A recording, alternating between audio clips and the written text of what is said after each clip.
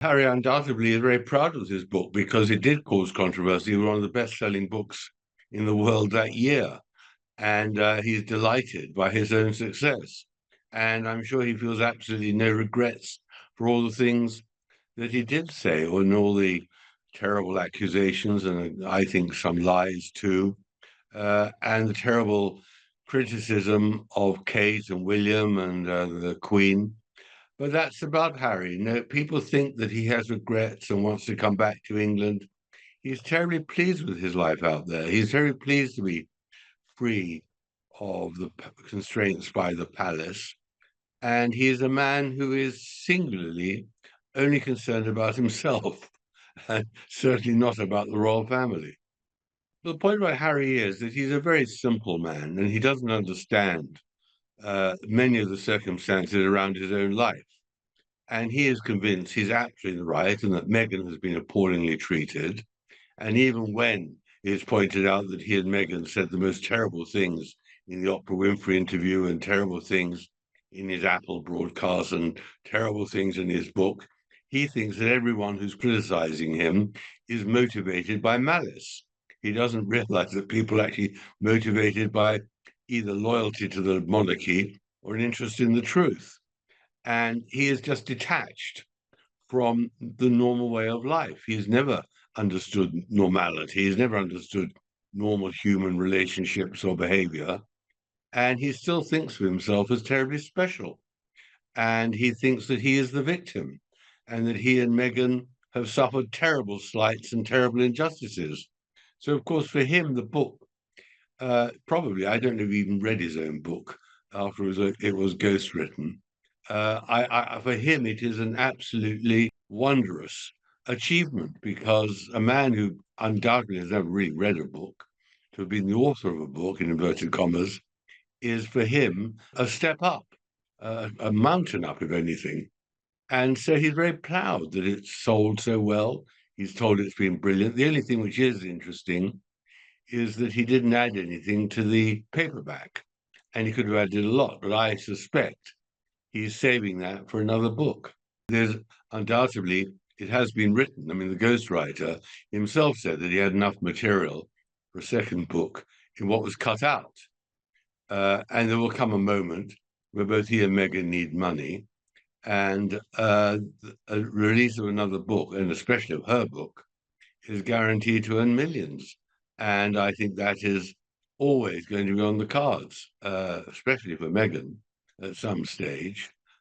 She's a good writer, and she could invent all sorts of things to make sure that she sells her book in huge quantities across the world. And of course, that's the problem the royal family face, that these two in exile holding a sword of Damocles over their heads by issuing all sorts of untruths, and in the meantime, running their pseudo royal tours to Colombia, Nigeria, and God knows where else next. There's no chance of Harry making any return to Britain, either to live here or to become a member of the royal family.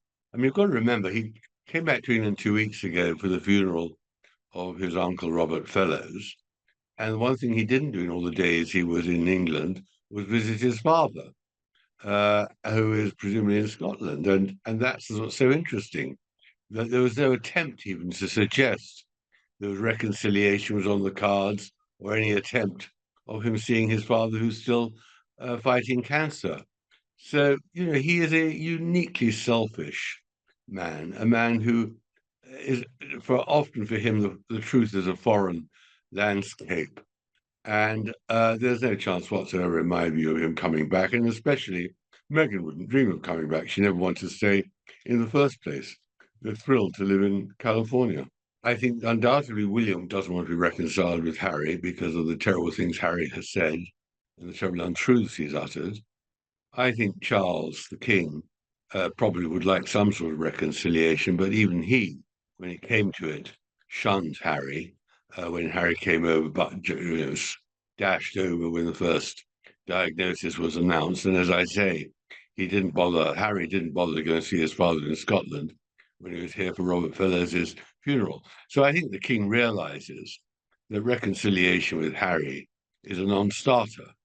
reconciliation with Meghan is not even interplanetary on any scale whatsoever. So I think obviously everyone would much prefer if they were quiet and didn't keep on promoting themselves and didn't keep on pretending they were members of the royal family. But that, unfortunately, is King Charles's fault. He should have stripped them of their titles and not given their children titles. And he's been far too appeased them far too much.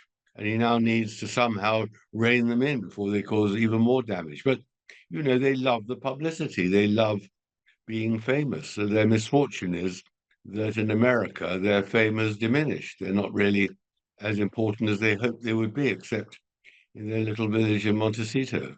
Well, I've always felt the strategy of ignoring the Sussexes was a mistake at the beginning. They handled the Oprah Winfrey saga very badly, and then they didn't handle the Spare publication very well either.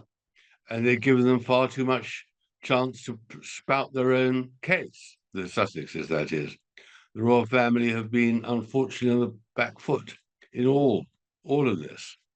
But I think the only thing that can be said is that the longer it goes on, the worse it is for the royal family, because the Sussexes can only make their money, can only be pleased with their own existence if they are noticed, and they want to be noticed, and that's why they go on these royal tours and give awards or make speeches, which are all inane and ridiculous. But that is the way that they can, as a brand, make their money. But the trouble for them is that they're not a brand anymore. They are fading stars, very fast fading. She can't even sell her jam. She can sell nothing. Her book was a failure. It is all very miserable for them in one way, but they're terrific actors. So on the few occasions they come out and they parade either at this bookshop in Montecito or in Colombia, they can put on a terrific performance. And we don't know what happens behind closed doors in their house, although they've lost over 10 key staff in the last 3-4 years. These staff are so bound by non-disclosure agreements that they never spout the truth of why they're all fleeing from the Sussexes, and fleeing they are. So life must be pretty difficult behind closed doors in their mansion.